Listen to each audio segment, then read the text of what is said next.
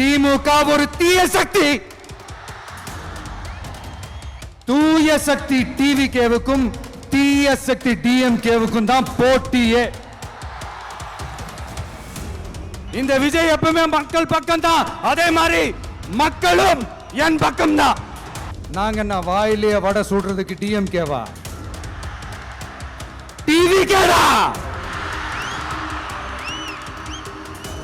சும்மா களத்திலே இல்லாதவங்களையும், களத்துக்கும் அவங்களுக்கும் சம்பந்தமே இல்லாதவங்களையும் எதிர்க்கிற ஐடியாலாம் இல்ல பாஸ். நீங்க கேட்கிறீங்கன்றதுக்காகலாம் எதிர்த்துட்டு இருக்க முடியாது பாஸ். எங்களுக்கு நிறைய வேலை இருக்குது. திமுகவும் பிரச்சனைகளும் ஃபெவிகால் போட்டு ஓட்டின ஃப்ரெண்ட்ஸ் மாதிரி ஒன்னில இருந்து ஒன்ன பிரிக்கவே முடியாது. விஜய் என்ன அரசியல பேச மாட்டேன்றாரு, விஜய் என்ன சினிமா டயலாக் மாதிரி பேசுறாரு, விஜய் என்ன பஞ்ச் டயலாக் பேசுறாரு, விஜய் என்ன 10 நிமிஷம் தான் பேசுறாரு, 9 நிமிஷம் தான் பேசுறாரு. நான் எத்தனை நிமிஷம் பேசினா உங்களுக்கு என்ன சார்? உங்களை மாதிரி தனிப்பட்ட முறையில தரக்குறைவா அசிங்கமா பேசுறது தான் அரசியல்னா, அந்த அரசியல் நமக்கு வராது. வராதுன்னா நல்லாவே வரும். உங்களை விட எனக்கு அது நல்லாவே வரும். வேணான்னு விட்டு வச்சிருக்கிறோம். மக்கள் காசுல மக்களுக்கு செய்யறதை எப்படி இலவசம்னு சொல்லுவீங்க? அப்படியே செஞ்சிட்டாலும் ஓசில போறேன்னு சொல்லி அசிங்கப்படுத்துறீங்க. என்ன கேட்கறதுக்கு ஆள் இல்ல நினைச்சீங்களா? மக்களுக்கு ஒண்ணுன்னா இந்த விஜய் வந்து நிப்பா. Ariza shirts and trousers. மஞ்சள் மஞ்சள் பொதுவா நல்ல காரியங்கள் ஸ்டார்ட் பண்றதுக்கு முன்னாடி இந்த மஞ்சள் எடுத்து வச்சு தான் ஸ்டார்ட் பண்ணுவாங்க.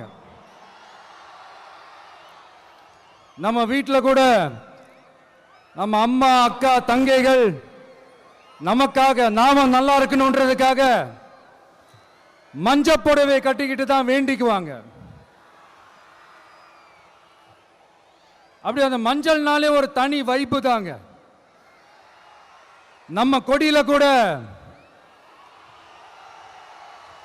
அந்த வைப்ரண்டான அந்த எனர்ஜெட்டிக்கான அந்த மஞ்சள் இருக்குமே, அந்த மாதிரி மங்களகரமான மஞ்சள் விளையிற பூமி தான் இந்த ஈரோடு பூமி.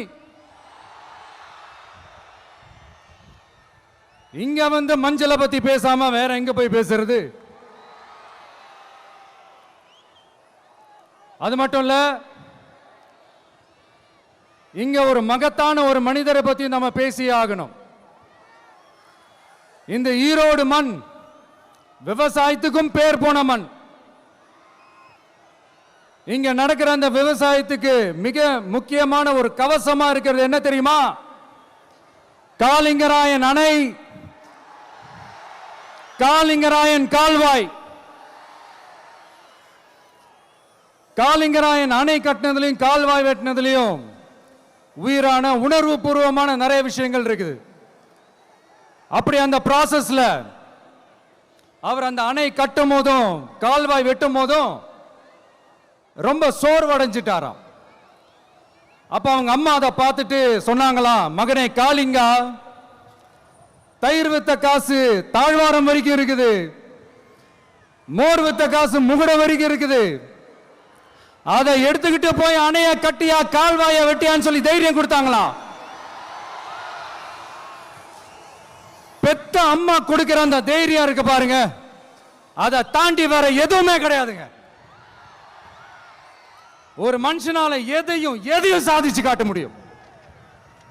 அப்படி ஒரு தைரியத்தை தான் இப்ப நீங்க, என்னுடைய அம்மா அக்கா தங்கைகள் நண்பா நண்பிகள் தோழர்கள்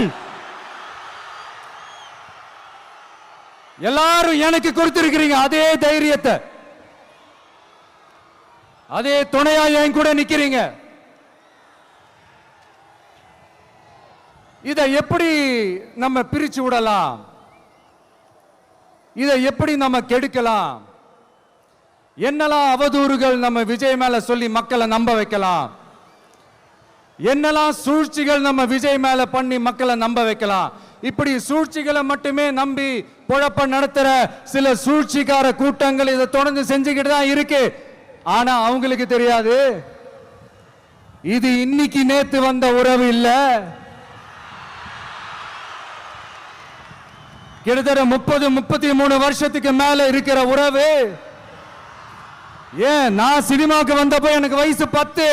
அப்பல இருந்தே இந்த உறவு ஸ்டார்ட் ஆகி போயிட்டு இருக்கேன்னு அவங்களுக்கு தெரியாம போச்சு. அதனால என்ன பண்ணாலும் நீங்க என்ன ட்ரை பண்ணாலும் எல்லாத்தையும் விட்டுட்டு மக்களுக்காக வந்திருக்கிற இந்த விஜய மக்கள் ஒரு நாளும் கைவிட மாட்டாங்க. மக்கள் கூடவே நிக்கிறாங்க, கூடவே நிப்பாங்கன்னு அவங்களுக்கு தெரியாம போச்சு. என்னப்பா நிப்பீங்கல்ல? உங்களை நம்பிதாப்பா வந்திருக்கிறேன். அதான் இந்த சத்தம் தாங்க வாழ்நாள் பூரா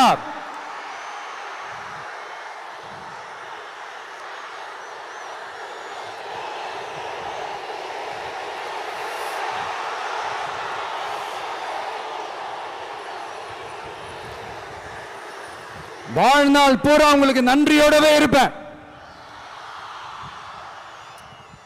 இப்போ நம்ம காளிங்கராயன் அவர்கள் அணையை கட்டுறதுக்காக பவானிக்கு போய் பார்க்கும்போது ஒரு இடத்துல ஒரு பாம்பு வந்து உட்கார்ந்துச்சான், படுத்துச்சான். அது படுத்த இடத்துல தான் அவர் அணையை கட்ட ஸ்டார்ட் பண்ணாராம். அப்புறம் அந்த பாம்பு வளைஞ்சி நெளிஞ்சி போற இடத்துலலாம் கால்வாயை வெட்டினார்னு சொல்லி சில வாய்மொழி கதைகள்லாம் சொன்னாங்க. தண்ணியை சேமிச்சு வச்சு குடிக்கிறதுக்கும் விவசாயத்துக்கும். தம்பி கீழே இறங்கு, தம்பி கீழே இறங்குப்பா, ப்ளீஸ் கீழே இறங்குப்பா.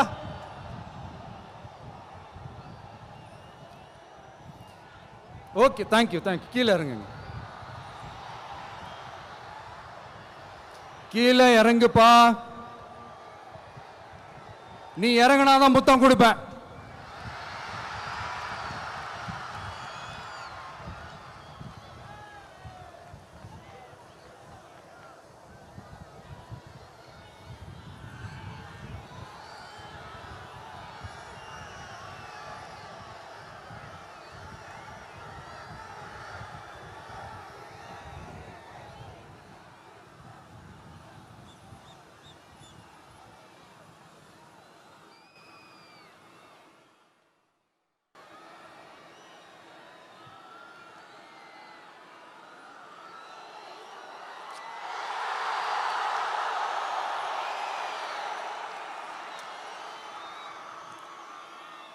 இப்படி தண்ணியை சேமிச்சு வச்சு குடிக்கிறதுக்கும் விவசாயத்துக்கும் வழி வகுக்கிறது எவ்வளவு பெரிய ஒரு நல்ல விஷயம். ஸோ இந்த மாதிரி நல்ல விஷயங்கள்லாம் செஞ்சிட்டு கதைகள் சொன்னா பரவாயில்ல, எதுவுமே செய்யாம கதைகளை மட்டும் அடிச்சு விடுறது எப்படி? அத்திக்கடவு அவிநாசி திட்டத்தை இன்னும் விரிவுபடுத்தினா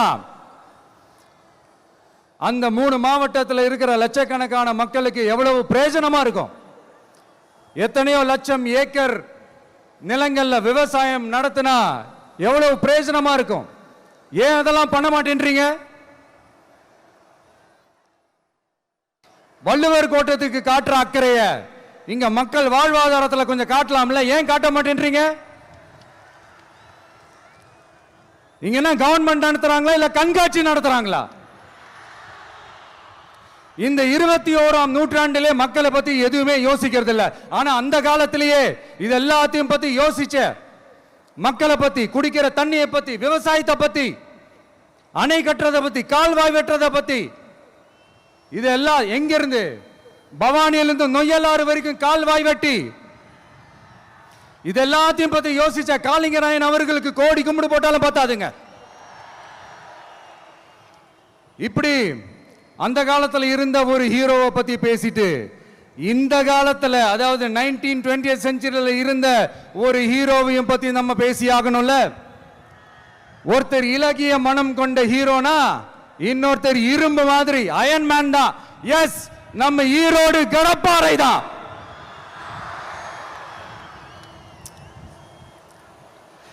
ஒட்டுமொத்த தமிழ்நாட்டையே திருப்பி போட்ட சீர்திருத்த நெம்புகோல்.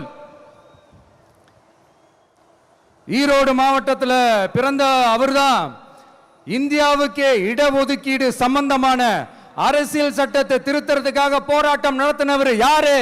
நம்ம தந்தை பெரியாரு. 100 வருஷத்துக்கு முன்னாடியே வகுப்பு வாரி பிரதிநிதித்துவம் வேணும்னு கேட்டவர். அன்னைக்கும் சரி இன்னைக்கும் சரி ஒரு ஆச்சரியத்தோட பார்க்கக்கூடிய ஒரு மனிதர், நம்மளுடைய கொள்கை தலைவர். அப்ப அண்ணாவும் எம்ஜிஆரும் யாரு?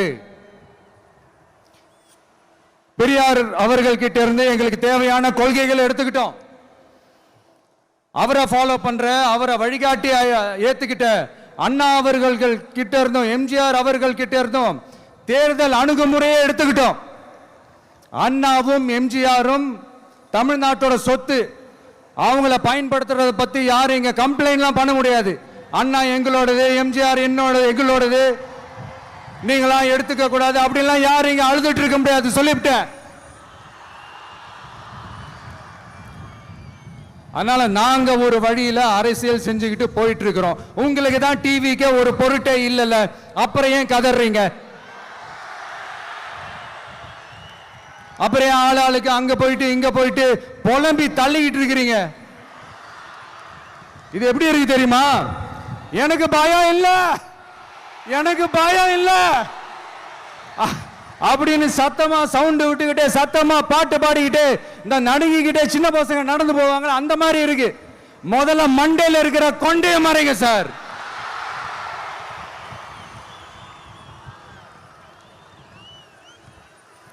சும்மா மாறு வேஷத்துல மறு வச்சுக்கிட்டு மீடியா ஆளு, ரேடியோ ஆளுன்னு இவங்க ஆளுங்களே மாத்தி மாத்தி அனுப்பிக்கிட்டு, இதெல்லாம் என்ன மக்களுக்கு தெரியாதுன்னு நினைச்சிட்டு இருக்கீங்களா? மக்கள் எல்லாத்தையும் உன்னிப்பா கவனிச்சிட்டு இருக்காங்க. அதனாலதான் சொல்றேன், உங்களுக்கு நீங்க கொள்ளையடிச்சு வச்சிருக்கிற காசு தான் துணை. ஆனா எனக்கு என் மேல எல்லையில்லா பாசம் வச்சிருக்கிற இந்த மாசு தான் துணை.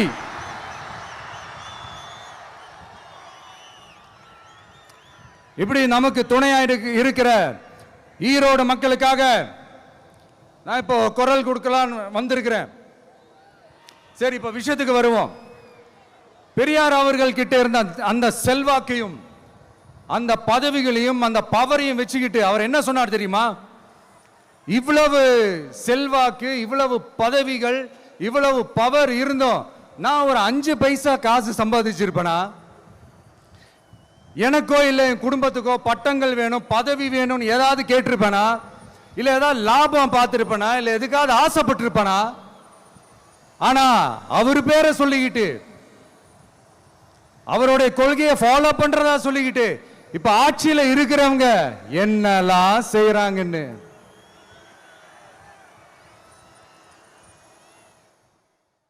அதனாலதான் சொல்றோம், பெரியார் பேரை சொல்லிக்கிட்டு தயவு செஞ்சு கொள்ளையடிக்காதீங்கயா, தயவு செஞ்சு கொள்ளையடிக்காதீங்க. அவரு பேரை சொல்லிக்கிட்டு பெரியார் பேரை சொல்லி கொள்ளையடிக்கிற இவங்க தான் நம்மளுடைய அரசியல் எதிரி. மக்களை நீங்க சொல்லுங்க, நம்மளுடைய அரசியல் எதிரி யாரு? நம்மளுடைய கொள்கை எதிரி யாரு? ரிப்பீட், நம்மளுடைய அரசியல் எதிரி யாரு? நம்மளுடைய கொள்கை எதிரி யாரு? உங்களுக்கு புரியுதுல்ல? எனக்கு அது போதும்யா, எனக்கு வேற எதுவுமே தேவையில்லை. உங்களுக்கு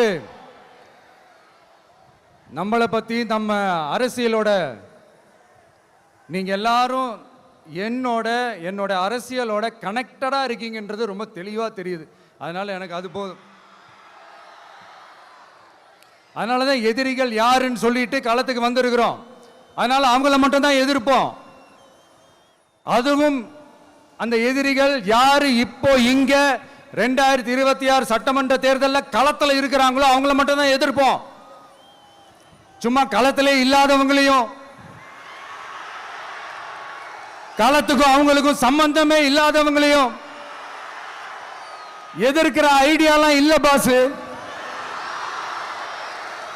நீங்க கேட்கிறீங்கன்றதுக்காகலாம் எதிர்த்துட்டு இருக்க முடியாது பாஸ். எங்களுக்கு நிறைய வேலை இருக்குது. எத்தனை எத்தனை பொய்யான வாக்குறுதிகள்.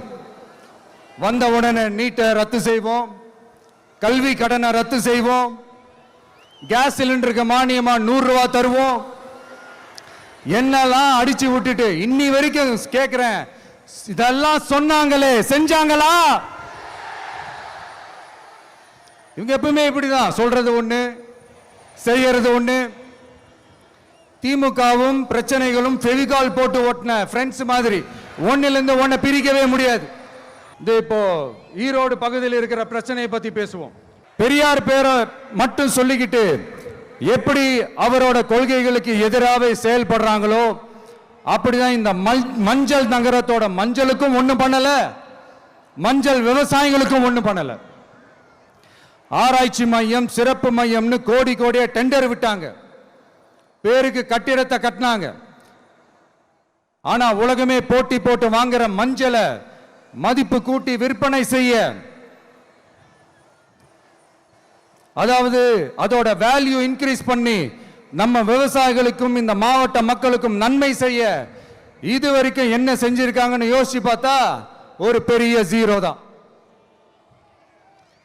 கரும்பு நெல்லுக்கு அரசாங்கம் விலை பிக்ஸ் பண்றாங்க, அதையும் ஒழுங்கா பண்றதில்ல. ஒவ்வொரு முறையும் பிரச்சனை. அங்க நெல் கொள்முதல் செய்யறதுல ஊழல். சரி, நாம கஷ்டப்பட்டு விளைய வச்சது வீணா போக கூடாதுன்னு நினைச்சு நம்ம விவசாயிகள் கேட்கிற லஞ்சத்தை கொடுத்தாலும் அதுக்கப்புறம் கூட அந்த கொள்முதல் ஒழுங்கா நடக்கிறது இல்லை. அதையும் தாண்டி ஏதோ ஒரு விலை விவசாயிகளுக்கு கிடைக்குது. அப்படிலாம் இல்லாம ஒழுங்கா நேர்மையா நம்ம மஞ்சளுக்கும் நியாயமான விலை பிக்ஸ் பண்ணி தரமான விதைகளை கொடுத்தா என்ன குறைஞ்சா போயிடுவாங்க? இதெல்லாம் யோசிக்கிறதுக்கு அவங்களுக்கு நேரமே இல்லை. 24/7 அவங்களோட யோசனை என்ன தெரியுமா? இந்த விஜயை எப்படி முடக்கலாம், தமிழக வெற்றி கழகத்தை எப்படியெல்லாம் முடக்கலாம், அப்படிதான் அவங்களுடைய சிந்தனையே 24/7. எத்தனையோ வருஷத்துக்கு முன்னாடி நம்ம காளிங்கராயர் நதிகளின் இணைப்புக்கு முன்னோடியா இருந்தார். பவானி ஆத்துல அவர் அதிகமான தண்ணி அணை கட்டி தேக்கி தண்ணீர் வறட்சியான பகுதிகளுக்கு அனுப்பினார். ஆனா இன்னைக்கு இவ்வளவு நவீன வசதிகள் இருந்தோம், இவ்வளவு சயின்ஸ் வளர்ச்சிகள் இருந்தோம், இவ்வளவு டெக்னாலஜி வளர்ச்சிகள் இருந்தோம், அவங்க வாக்குறுதியில் ஒன்று கொடுத்தாங்கல்ல, பவானி நொய்யலாறு அமராவதி 6 இணைப்பு திட்டத்துக்கு ஒரு துரும்ப கூட கிள்ளி போடல. வாக்குறுதி நம்பர் 103 சொன்னாங்களே செஞ்சாங்களா? சரி, இதாவது ஒரு பெரிய ப்ராஜெக்ட் வைங்க. ஆறுகளை சுத்தப்படுத்த பல ஆயிரம் கோடி நிதி ஒதுக்குவோம், தமிழ்நாட்டில் உள்ள ஆறுகளை சுத்தப்படுத்துவோம்னு சொன்னாங்களே செஞ்சாங்களா? ஆனா ஆத்து மணலை கொள்ளையடிக்கிறதுல மட்டும் வேலையை கரெக்டா செய்வாங்க. இதை நான் ஏன் திரும்ப திரும்ப சொல்றேன்னா, மக்களே நீங்க புரிஞ்சுக்கணும். கொஞ்சம் மசந்தா மற்ற மாவட்டங்கள்ல மணல் காணாம போன மாதிரி, மலைகள் காணாம போன மாதிரி, நம்ம மாவட்டத்தில் தனி வளத்தை கொடுத்த செம்மண்ணும் காணாம போறதுக்கு வாய்ப்பு இருக்கு மக்களே. நம்ம மண்ணுக்கும் நம்ம ஆத்துக்கும் நம்ம விவசாயிக்கும் தான் இந்த மோசமான நிலைமை. அதனால ஏதாவது தொழில் செஞ்சு பிழைக்கலாம்னு பார்த்தா அதுக்கும் எங்க விடுறாங்க. தொழில்னு பார்த்தா 30% நெசவாளர்களுக்கு கூலி பாக்கி. அரசாங்கம் நம்ம நெசவாளர்கள் கிட்ட இருந்து கொள்முதல் செய்த வேட்டி சேலைக்கான கூலியை கூட போராடித்தான் வாங்க வேண்டியதா இருக்குது. அது சலுகையோ உதவியோ நலத்திட்டமோ கிடைக்காது. நம்ம உழைப்புக்கான ஊதியம், நம்மளோட உரிமை, அதுக்கே போராட வேண்டிய நிலையில தான் இந்த அரசாங்கம் நம்மளை வச்சிருக்கு. நல்லா பார்த்துக்கங்க மக்களே, உரிமைக்கு குரல் கொடுத்தவங்க தான் இவங்க. சிறு குறு தொழில்கள் பீக் ஹவர்ஸ் சார்ஜ்னு கரண்ட்டுக்கு அநியாய விலை வச்சு அதையும் செய்ய விடாம நம்மளை முடக்கிடுறாங்க. அந்த பீக் ஹவர்ஸ் சார்ஜ் கொள்ளையால எத்தனை வருஷமா எவ்வளவு பேர் பாதிக்கப்படுறோம், எவ்வளவு தொழில்கள் பாதிக்கப்படுது. நாமளும் கத்துறோம், போராடுறோம், கோரிக்கை வைக்கிறோம். எதையாவது இவங்க கண்டுக்கிறாங்களா? கொஞ்சம் யோசிங்க. ஏன் கண்டுக்க மாட்டேன்றாங்கன்னு கொஞ்சம் யோசிங்க. அப்பதான் அப்போதாங்க பிரைவேட்ல அதிக விலைக்கு கரண்ட் வாங்க முடியும், அதுக்கு டெண்டர் விட முடியும். அப்படி டெண்டர் விட்ட மேட்டர்ல எல்லாம் என்ன நடக்கும்னு உங்களுக்கும் தெரியும், எனக்கும் தெரியும், நம்ம எல்லாருக்குமே தெரியும். இந்த மாதிரி ஈரோடுல மட்டும் இல்ல, எந்த மாவட்டத்துக்கு போனாலும் பிரச்சனைகள் மேல பிரச்சனைகள் தான். அதையெல்லாம் தீர்க்கிறதுக்கு ஒரு சொல்யூஷன் கூட சொல்லாம இதுல வேற பெருமையா மாடல் அரசு மாடல் அரசுங்கிறது. இல்ல நான் கேட்கிறேன், கூச்சமா இல்ல? இதெல்லாம் கேட்டா அப்படியே நம்ம பக்கம் யூட்டர்ன் அடிச்சு வந்துருவாங்க. விஜய் என்ன அரசியல பேச மாட்டேன்றாரு, விஜய் என்ன சினிமா டயலாக் மாதிரி பேசுறாரு, விஜய் என்ன பஞ்ச் டயலாக் பேசுறாரு, விஜய் என்ன 10 நிமிஷம் தான் பேசுறாரு, 9 நிமிஷம் தான் பேசுறாரு. நான் எத்தனை நிமிஷம் பேசினா உங்களுக்கு என்ன சார்? நான் எப்படி பேசினா உங்களுக்கு என்ன சார்? உள்ள விஷயம் என்னன்னு பாருங்க சார். ஒவ்வொரு மாவட்டத்துக்கும் போய் மக்கள் ஃபேஸ் பண்ற பிரச்சனைகளை எடுத்து பேசிட்டு இருக்கிறேன். பின்ன அது அரசியல் இல்லாம வேற எதுதான் அரசியல்? உங்களை மாதிரி தனிப்பட்ட முறையில் தரக்குறைவா அசிங்கமா பேசுறதுதான் அரசியல்னா அந்த அரசியல் நமக்கு வராது. வராதுன்னா நல்லாவே வரும். உங்களை விட எனக்கு அது நல்லாவே வரும். வேணான்னு விட்டு வச்சிருக்கிறோம். அப்புறம் உங்களுக்கு நமக்கு என்ன வித்தியாசம்? காஞ்சிபுரத்தில் நாம பேசும்போது இந்த மாதிரி உங்களால் அமைக்கப்பட போற ஆட்சியில நம்ம ஆட்சிக்கு வந்த உடனே என்னெல்லாம் செய்ய போறோன்றது சிலது சொன்னோம். அதையெல்லாம் தப்பா புரிஞ்சுக்கிட்டு இப்போ சொல்றேன், விளக்கமா சொல்றேன், நான் சலுகைகளுக்கு எதிரானவன் கிடையாது. மக்களுக்கான சலுகைகளை இலவசம்னு சொல்லி அசிங்கப்படுத்துறதுல எனக்கு உடன்பாடு கிடையாது.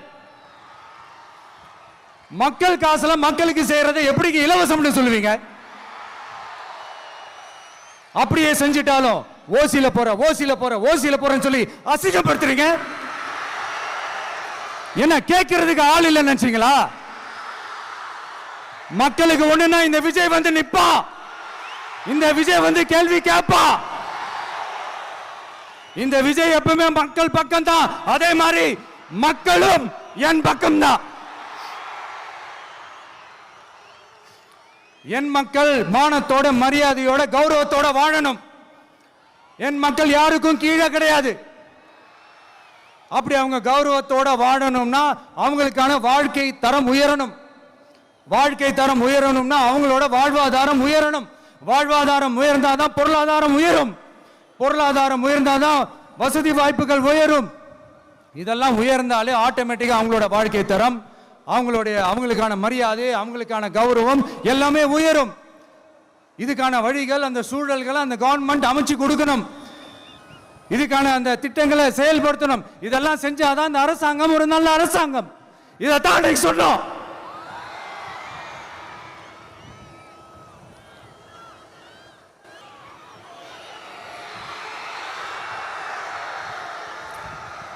இதைத்தான் சொன்னோம். உடனே சொன்னா மட்டும் போதுமா? எப்படி செயல்படுத்துவீங்க? நாங்க என்ன வாயிலேயே வடை சுடுறதுக்கு டிஎம்கேவா? டிவி கேடா?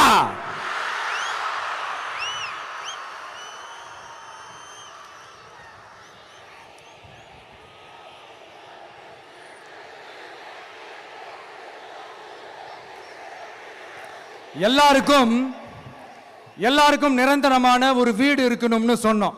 உடனே எங்க ஆட்சியிலே நாங்க எல்லாரும் வீடு கட்டி கொடுத்துட்டோமே அப்படிங்கிறது இல்ல. நான் கேட்கிறேன், இங்க உங்களை தான் கேட்கிறேன், இங்க வாடகைக்கு இருக்கிறவங்களே இங்க யாரும் இல்லையா? எல்லாருக்கும் சொந்தமா வீடு கட்டி கொடுத்துட்டாங்களா? அடுத்து வீட்டில் இருக்கிற ஒவ்வொருத்தரும் மினிமம் டிகிரி படிச்சிருக்கணும் அப்படின்னு சொன்னோம். உடனே எங்க ஆட்சியிலே எல்லாரும் டிகிரி படிச்சு முடிச்சிட்டாங்களே அப்படிங்கிற மாதிரி சொல்றது அது உண்மைனா? ஸ்கூல் லெவல்லையே டிராப் அவுட்ஸ் அதிகமானது யாரோட ஆட்சியிலங்க?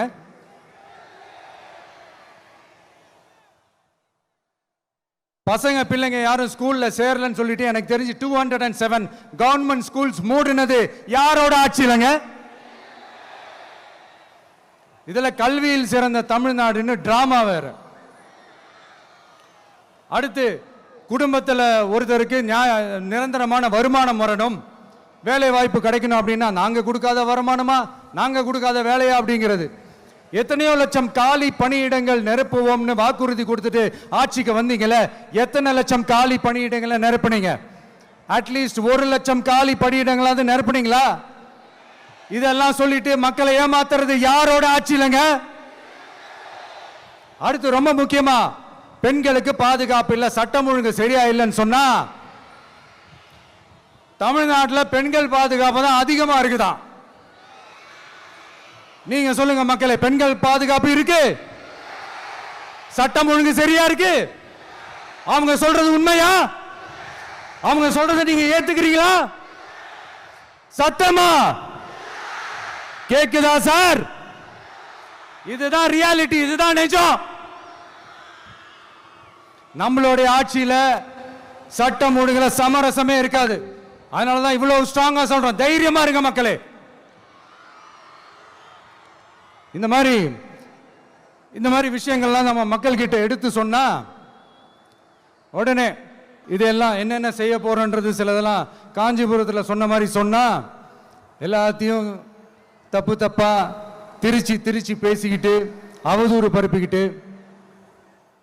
நான் கூட யோசிப்பேன், எம்ஜிஆர் அவர்களும் மேடம் ஜெயலலிதா மேடம் அவங்களும் ஒரே வார்த்தையில சொல்லி இந்த திமுகவை காலி பண்ணாங்கல்ல.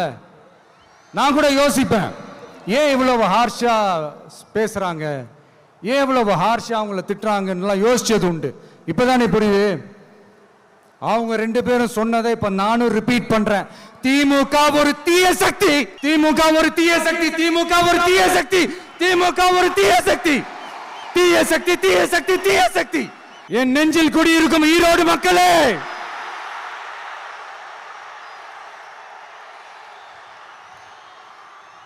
டிவிகே ஒரு தூய சக்தி. எப்படி? டிவிகே ஒரு தூய சக்தி. தூய சக்தி டிவிகேவுக்கும் தீய சக்தி டிஎம்கேவுக்கும் தான் போட்டியே.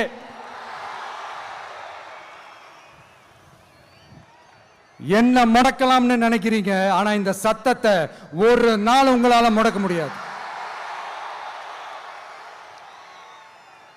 மக்கள் விரோத திமுக அரசை வீழ்த்த மக்கள் சக்தியான நம்மளால மட்டும்தான் முடியும். அண்ணன் செங்கோட்டையன் அண்ணன் அவர்கள் நம்ம கூட வந்து சேர்ந்தது நமக்கு ஒரு மிகப்பெரிய ஒரு பலம்.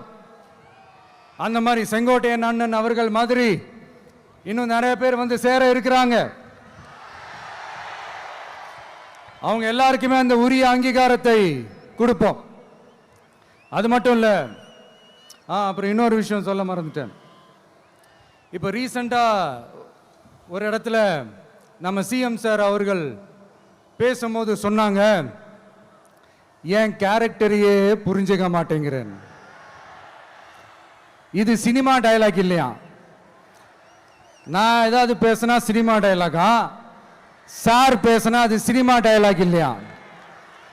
சிலப்பதிகாரத்திலிருந்து எடுத்ததா அந்த லைன். என் கேரக்டரையே புரிஞ்சிக்க மாட்டேன்றது.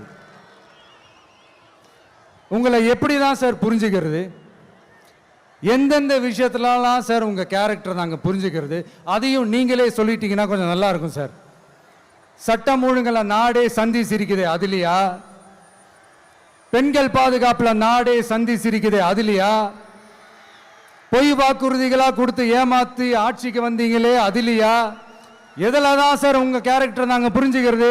ஆனா ஒண்ணு, தமிழ்நாட்டில் ஆட்சி செய்யற நீங்களும் சரி, ஒன்றியத்தில் ஆட்சி செய்யறவங்களும் சரி, நீங்க 2 பேரும் முதல்ல என்னோட கேரக்டரை புரிஞ்சுக்கணும் சார். என்னோட கேரக்டர்னு சொன்னது நம்ம மக்களோட கேரக்டரை. 2026 சட்டமன்ற தேர்தலோட அந்த கேரக்டரே கொஞ்சம் வேற மாதிரி சார். அதை கொஞ்சம் தயவு செஞ்சு நீங்க புரிஞ்சுக்கணும் சார். புரிஞ்சுக்கலன்னா மக்களே உங்களுக்கு புரிய வைப்பாங்க சார். கான்பிடென்டா இருங்க சார், நல்லதே நடக்கும் சார். வெற்றி நிச்சயம் சார். மீண்டும் சந்திக்கும் வரை நன்றி, வணக்கங்க sir. Ariza, shirts and trousers.